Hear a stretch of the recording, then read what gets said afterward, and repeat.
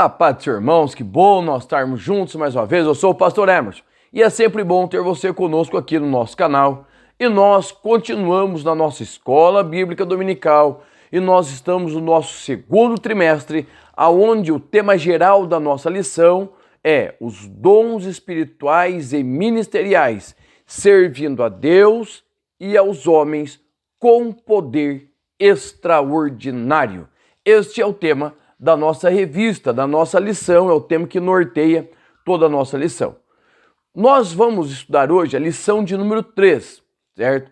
A lição de número 3, ela vai começar uma nova sequência. As lições 1 e 2 foram lições introdutórias, onde nós falamos dos dons espirituais de uma forma geral, explicando quem são eles, suas funcionalidades, né? Se você ainda não assistiu, eu vou deixar aqui em cima o link da playlist, você clica ali em cima e você vai ter as duas primeiras videoaulas. Por que você precisa assisti-las? Porque as lições 3, 4 e 5 e das 6 a seguir vão ser específicas. Por quê? 3, 4 e 5 irão falar sobre os dons espirituais. Nós começamos hoje, tá? E a partir da lição de número 6, a nossa lição vai tratar dos dons ministeriais, especificando cada um deles. Então eu quero te convidar a estar conosco. E o que nós precisamos compreender? Que basicamente, certo, para nós termos uma introdução aos dons espirituais, certo, lá de 1 Coríntios, capítulo de número 12, versículos de 8 a 11, de uma maneira muito clássica, nós vamos ter 3 divisões. Essa é a mais comum, certo? Na questão dos dons. A primeira divisão, dons de revelação, palavra da sabedoria, palavra do conhecimento e discernimento espiritual. É isso que nós estudaremos hoje. A segunda divisão, dons de poder, 3 dons também. Dons da fé, dons de curar, olha o plural, dons de curar. E o terceiro desta lista, operação de maravilha. E a terceira divisão, também com 3 dons, certo? São os dons de elocução, os dons de fala, que vai ser dom de profecia, dom de variedade de línguas e dom de interpretação de línguas. Então veja, essa é a divisão clássica apoiada pela maioria dos nossos escritores, nossos teólogos assembleianos. Mas por que eu digo a maioria? Porque nós temos uma visão que é muito particular do pastor Stanley Orton, certo? Na sua obra Teologia Sistemática, uma perspectiva pentecostal, que a divisão dele vai ser um pouquinho diferente. E eu, particularmente, eu gosto muito da divisão que o pastor Stanley Orton fez, tá? Que ele vai continuar dividindo em 3 grupos, tá? Mas ele vai dividir assim, primeiro, dons de ensino, certo? Dons de pregação, palavra da sabedoria e palavra do conhecimento. O segundo é dons de ministério, certo? De ministério, tanto de servir tanto a igreja quanto ao mundo. Dom de fé, dons de curar, operação de maravilhas, profecia e discernimento de espírito. Então veja bem, no primeiro grupo são 2 dons, no segundo grupo são 5 dons e o terceiro grupo são chamados por ele dons de adoração, que é variedade de línguas e interpretação de línguas.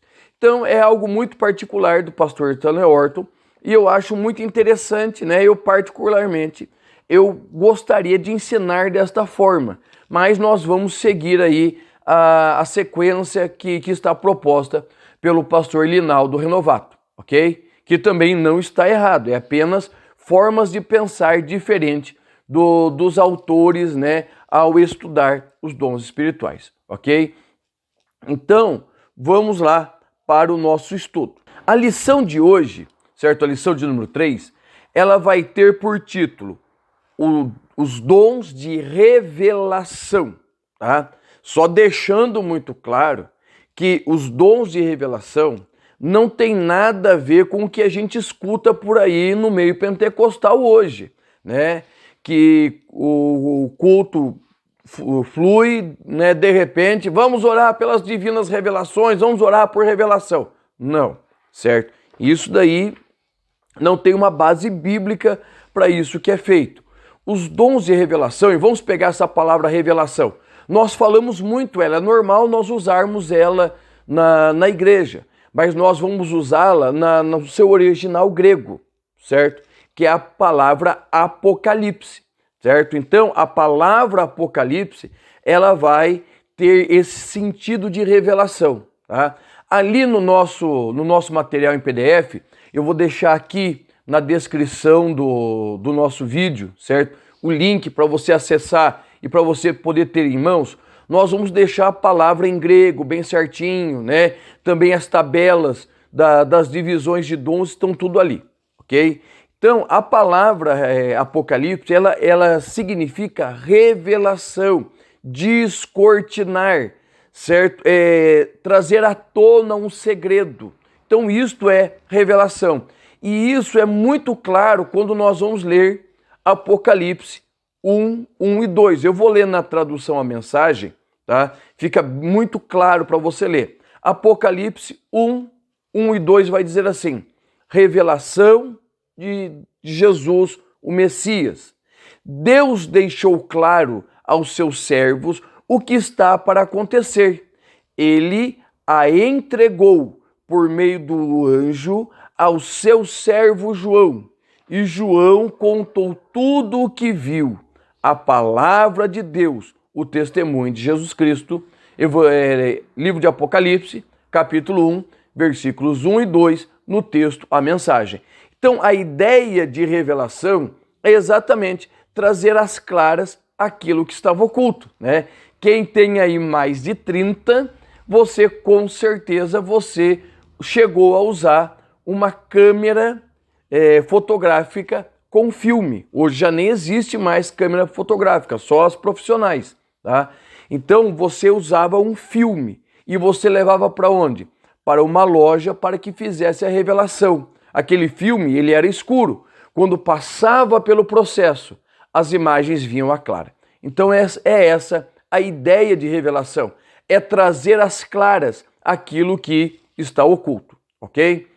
Então, se tem sido bênção para você as nossas aulas, se você tem conseguido aprender, tem ajudado o teu ministério, vai lá, se inscreve aqui no canal, deixa o seu joinha, deixa um comentário e quando você se inscrever, ativa todas as notificações, aquele sininho que tem ali embaixo, certo? Porque você vai receber em primeira mão todo o nosso material, né? Tudo aquilo que nós estamos desenvolvendo, certo? No nosso canal, você recebe em primeira mão, tá?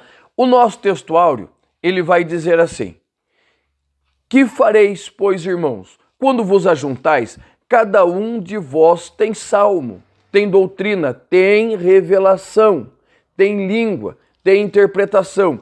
Faça-se tudo para a edificação. 1 Coríntios, capítulo 14, versículo 26. A verdade prática. Os dons de revelação divina são indispensáveis à igreja da atualidade, pois vivemos em um tempo marcado pelo engano. Nós vamos ver que um dos dons, eles vão estar focado diretamente em separar o que é falso e o que é verdadeiro. Vamos lá para o nosso primeiro tópico, que o título dele é o seguinte: a palavra da sabedoria, ok?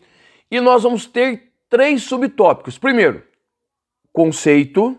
Segundo, a Bíblia e a palavra da sabedoria. E terceiro, a liderança sábia. Então vamos lá. Qual é o conceito de palavra de sabedoria? Exatamente um saber extraordinário, é algo sobrenatural, é outorgado diretamente pelo Espírito Santo, certo? Por que ele está lá no começo da lista? Porque é este dom que vai ajudar a nortear todo o restante. Por quê? O que é a sabedoria? Tem uma diferença muito grande de ser sábio e ser inteligente, certo? Inteligente É a pessoa que estuda muito, que ela aprende, tem facilidade de aprender, só que ela tem dificuldade de aplicar. Sabedoria é muito mais do que aprender. Sabedoria é ter condição de aplicar. E o que é a palavra da sabedoria? É exatamente uma capacitação sobrenatural para nós podermos aplicar todo o conhecimento, tudo aquilo que o Senhor Deus, Ele tem nos oferecido, Ele tem nos doado. A palavra da sabedoria, ela é exatamente isso, um fragmento da sabedoria divina, sobrenatural, transmitida a nós, certo? E que vai nos dar uma capacidade para dizer e agir em situações diversas e contrárias.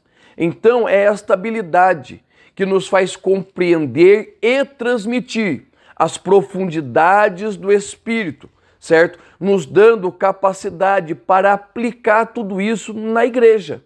Tá? Então, é essa capacidade de agir de forma sábia, de forma prudente no meio da igreja.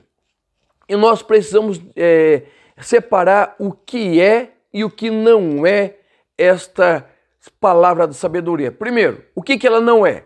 Não é uma sabedoria natural, tá? Ela não é uma sabedoria adquirida com estudo. Não é a sabedoria adquirida pela experiência e não é adquirida por simplesmente se debruçar em ler constantemente a Bíblia, tá? Porque tem muita gente que lê a Bíblia, tá? Mas não consegue aplicar na sua vida, tá? E nem recebe de Deus uma orientação. Nós vamos falar isso já no próximo tópico. Mas eu falei o que não é. Então, o que é esta palavra de sabedoria? Primeiro, ela é sobrenatural quanto às suas características. Segunda, ela é dada pelo Espírito Santo. Terceiro, ela é para uma necessidade, uma situação específica. Então, quando nós temos isso e tudo isso está no nosso material em PDF, o que faz? Faz com que nós tenhamos aí, irmãos, condições de agir, de nos mover no reino espiritual, certo? E no reino físico, de tal maneira que nós possamos exercer a vontade de Deus de forma sábia.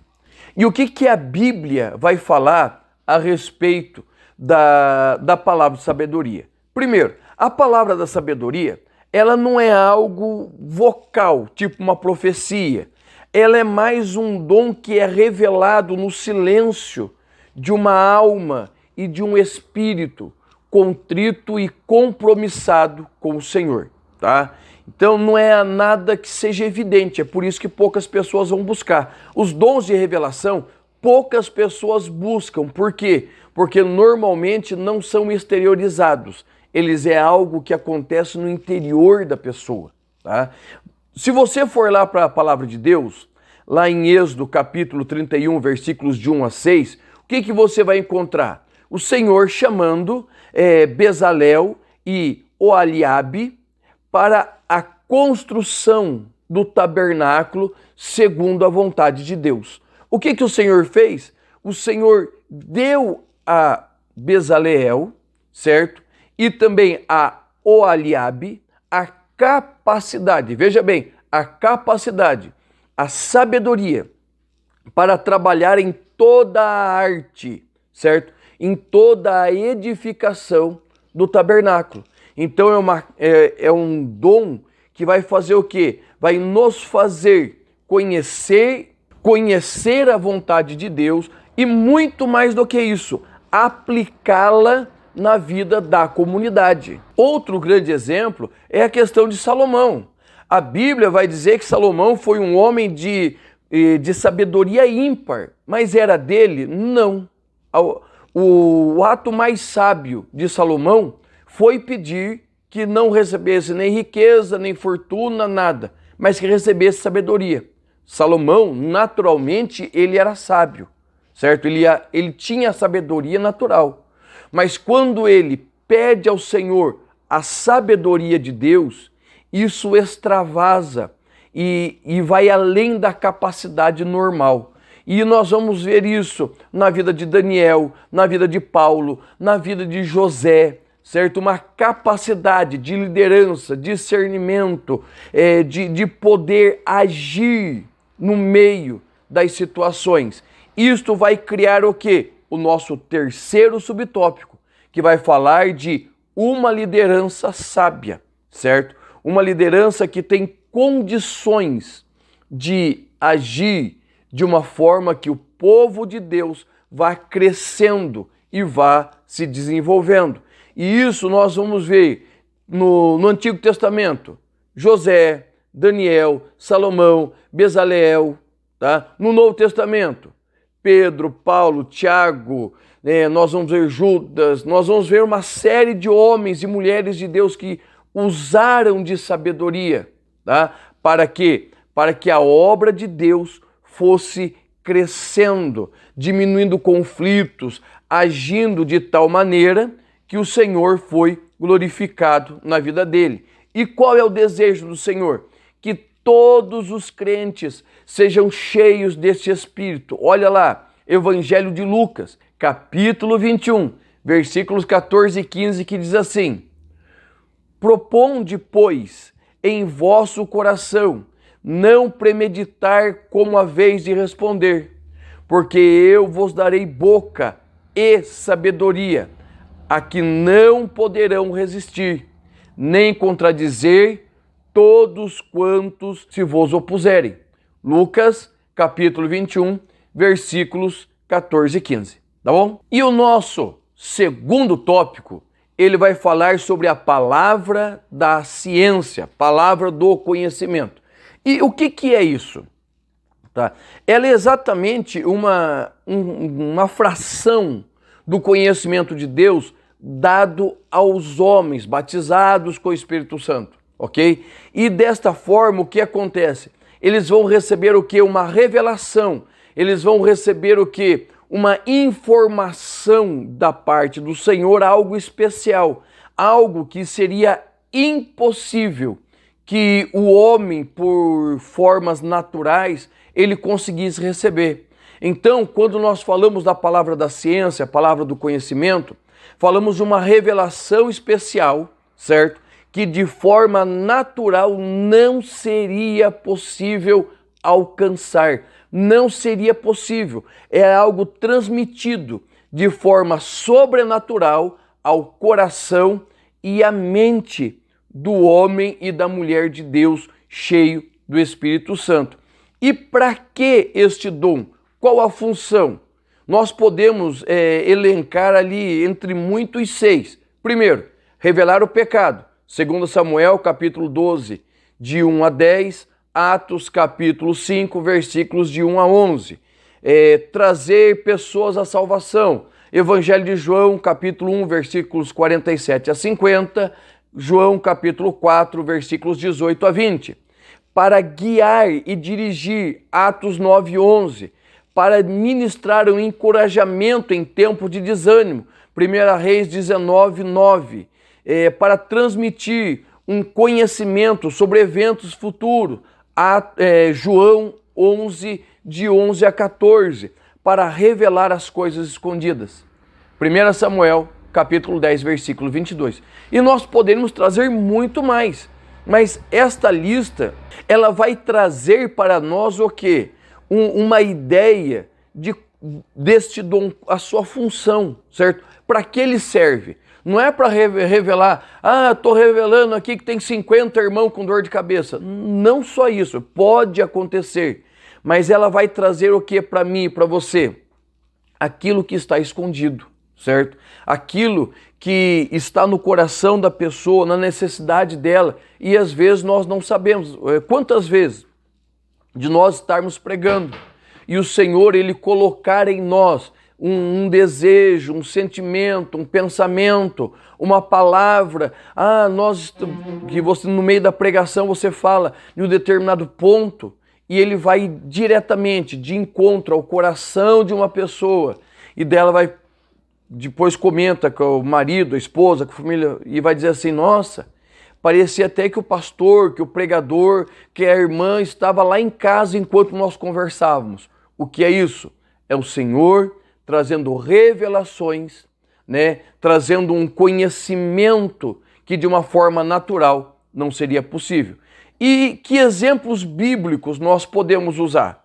Um exemplo que eu acho maravilhoso é o profeta Ágabo.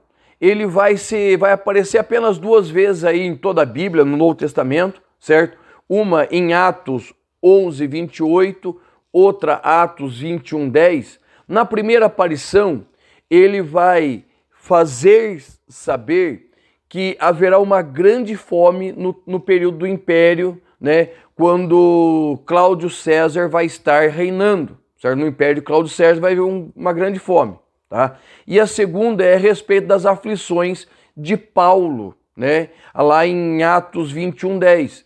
Quando, falando da sua prisão, tudo, então, é muito importante nós olharmos isto, certo? Esse tipo de revelação. Também, como nós já citamos, o caso de Ananias e Safira, Atos capítulo 5, versículos de 1 a 11, aonde Pedro recebe uma informação do Espírito Santo, tá? Que Ananias e Safira, o que eles estavam fazendo? Eles estavam mentindo. Eles precisavam vender? Não. Eles precisavam dar tudo para os apóstolos? Também não. Tá? Mas a partir do momento que eles decidiram fazer, certo? Que eles queriam fazer essa doação, eles poderiam fazer parte, não era obrigado. Mas eles decidiram que mentir ao Espírito. E isso foi revelado ao coração de Pedro. Também em Atos, o que nós podemos colocar? Quando Ananias, não, o de Safira, certo? Lá em Atos 9, Ananias recebe do Espírito Santo o quê? A revelação que aquele Paulo perseguidor, aquele Saulo perseguidor, estava na casa do irmão Judas e estava orando. E Ananias é interessante que não irá receber só a ordem de ir orar por Pedro, mas ele recebe também instruções a respeito de orar por Paulo. Ele recebe também as instruções de como será o ministério deste. Então, irmãos, a palavra do conhecimento, o que ela é? Ela é uma informação privilegiada da parte de Deus aos seus servos para quê? Para a condução do seu povo e também da igreja. E o nosso último tópico, o tópico de número 3, ele vai falar do dom de discernimento de espírito, tá? E o que é isso? Vamos pegar a primeira palavra, discernimento. Tudo isso que eu estou falando e ainda com mais detalhes, nós temos aqui no nosso material em PDF. Desce ali na descrição, entendeu? Abaixa lá, vai ter o link do Drive, abaixa lá, já tem o do... e vai ser uma bênção para você poder ajudar na sua aula, tá bom? Então vamos lá. A palavra discernimento. Essa palavra ela vem do grego diacrisias, tá? Que ela vai trazer exatamente esse sentido de uma qualidade para discernir, certo? Um julgamento. Quando nós vamos para o dicionário em português, eu fui lá para o Priberan, né, ali na internet, tá o link tudo certinho ali se você quiser acompanhar, ele vai falar o quê? De faculdade de discernir, critério, capacidade para avaliar, julgar, juízo, tino, escolha, distinção, apreciação. Ou seja, de forma bem simples, é a capacidade entre escolher o certo e o errado, a capacidade de avaliação, certo? Você olhar um todo, você olhar as situações e você poder avaliar o que é certo e o que é errado, né? E isso, por que isso é importante dentro da igreja? Para que nós possamos olhar e compreender de onde vem a profecia, o ensino, certo? As ações, se são do Espírito ou se são ataques do maligno. Então nós precisamos, irmãos, ter isso muito em mente. E aconteceu certa vez numa das igrejas que que eu cuidei, né? Que nós estávamos numa festa, num trabalho grande, e o pregador estava ministrando e de repente surge uma irmã profetizando e dando de dedo no nariz do pregador, falando que o pregador estava em pecado e aquele movimento. E na hora, no meu coração, certo? Eu compreendi que Deus não estava naquela irmã. E naquele momento a igreja esfriou, certo? A igreja esfriou. Nós descemos lá, repreendemos aquele espírito de engano, certo? Aquele espírito de engano. E o pregador continuou. Qual foi o resultado, certo? Não só aquela irmã, mas a sua família, ela estava totalmente desajustada. Através daquela atitude, o Espírito Santo colocou em ordem aquela família. E hoje eles são uma bênção na casa do Senhor. Então é esse critério que o Espírito Santo nos dá, nos capacita para discernir o que realmente é uma operação de Deus e o que não é. E outra coisa, eu não posso fazer isso por mim.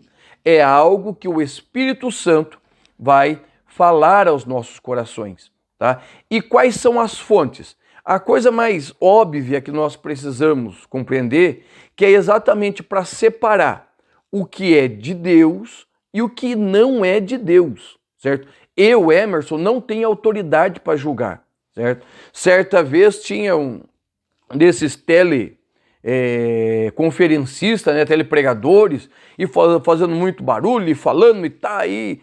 E um irmão falou assim, olha, isso não é de Deus, eu não concordo. E falou, ó, irmãos, eu particularmente, não concordo com o que ele faz.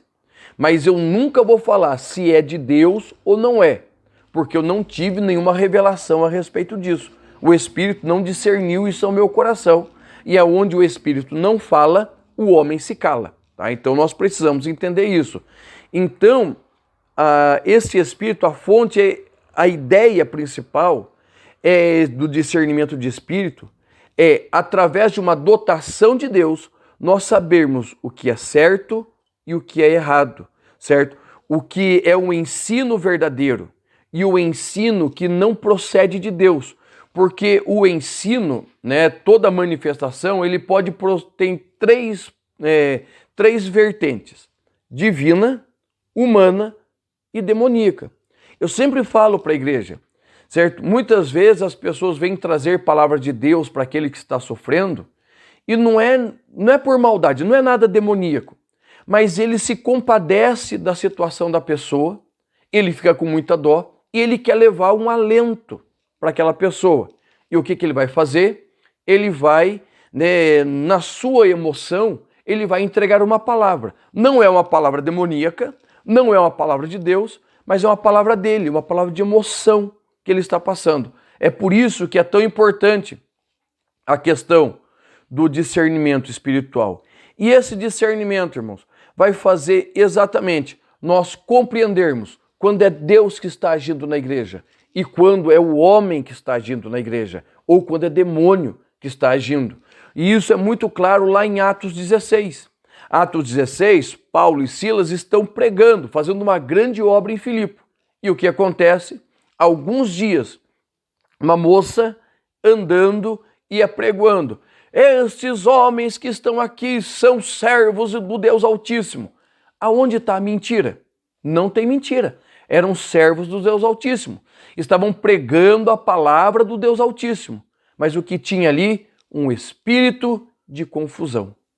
E quando Paulo repreende aquele espírito, o que acontece? Ele sai e a obra de Deus, mesmo aparentemente tendo fracassado, lá na frente, no dia seguinte, a obra do Senhor ganha um outro peso. Então, irmãos, nós precisamos buscar de Deus estes dons, que todos eles possam agir na nossa vida para o crescimento da obra do Senhor, ok? Espero ter sido bênção. Se não é inscrito, se inscreva, abaixe o nosso material em PDF e vai ser uma bênção para você, para a sua igreja, para o seu ministério e para a minha vida também, tá certo? Deus abençoe, em nome de Jesus.